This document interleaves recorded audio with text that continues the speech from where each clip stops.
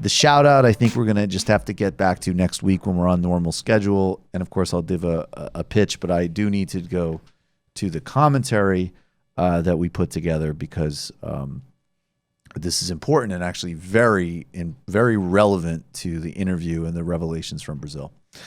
So, and I just need to, I'll start by just saying, for purposes of this commentary, your thoughts on anything about Julian Assange are utterly irrelevant. And definitely in the context of this audience, there is a broad range of people who think that he is the lowest form of criminal to people who think he is a unsung political prisoner and hero. And I'm just going to focus, though, on this last month. The United States unveiled an 18-page indictment,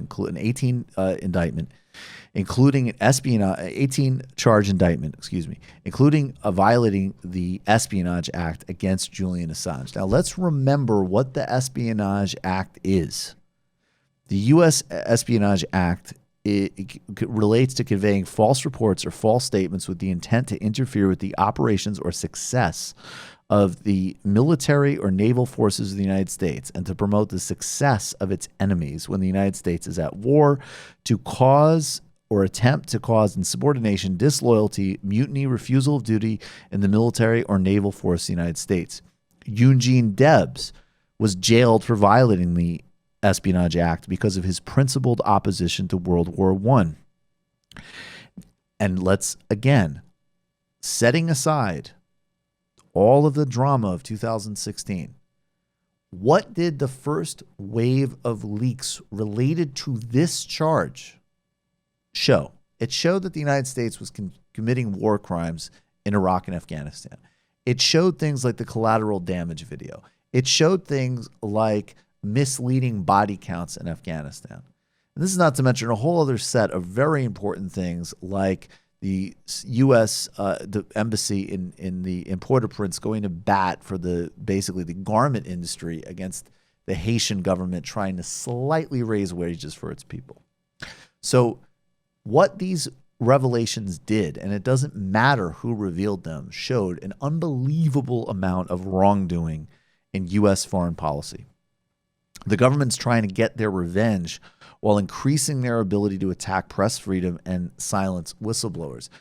Note that the Obama administration, which had a horrifying record on the free press and on whistleblowers, and went after many, and including Binney, and of course Edward Snowden, who must have all charges against him dropped, had to flee the country for revealing vast NSA spying and surveillance, that they actually did not take this step with regard to Julian Assange.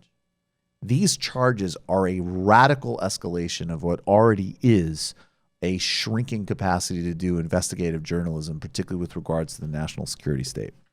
The UN Special Rapporteur on Torture has warned against the extradition in the U.S., claiming that Assange could be exposed to a real risk of serious violations and his human rights, including freedom of expression, right to a fair trial, and prohibition of torture and other cruel and inhuman and degrading punishments.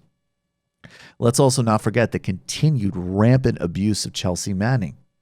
She is back in prison again, I believe, as of this commentary as we speak. She has been regularly subject to additional jailing and abuse in this process after her initial jailing for being a whistleblower revealing war crimes, which included what international observers consider to be torture while she was in military custody. Edward Snowden still faces threats to his life and well-being and draconian charges here for simply exposing the intelligence apparatus for massively invasively spying on us, as well as violent and lying to the public about it. Governments across the world are ratcheting up their war on journalists, and it's not just illiberal places like Hungary or extremes like Erdogan or Duterte.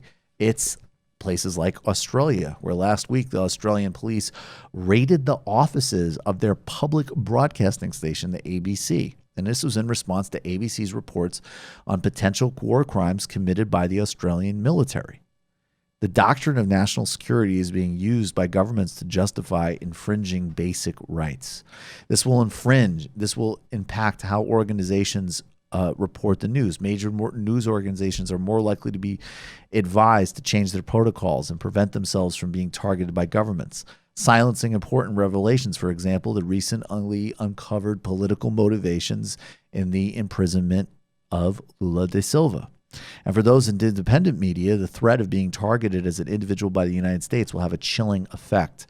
The government is counting on our apathy and many people's hatred of Assange to wage a war on journalists. We cannot allow the future where telling the truth matters to have all of that put at risk.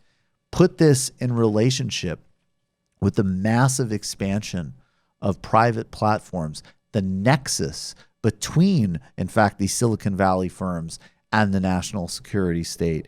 You have a private-public formula for an enormous infringement on journalism and speech across the board. You know, what the United States says they're concerned with, among other things, with the Chinese telecom Huawei, is its relationship to the People's Liberation Army and Chinese foreign policy.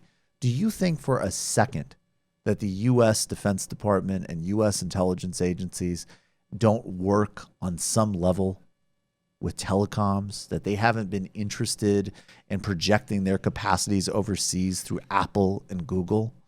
Well, if you think that, I don't actually have anything to fake to sell you. I can't set up like a fake Patreon account, but I'll just say very naive. So set aside whatever you think of him. With regards to these specific charges, we need to agitate against them because they're a threat to journalism everywhere. You've just watched a Michael Brooks show video, and you can watch all of our full main live shows every Tuesday night at around 7 p.m. Eastern Time, and subscribe to get all of the clips you want. We're covering the globe.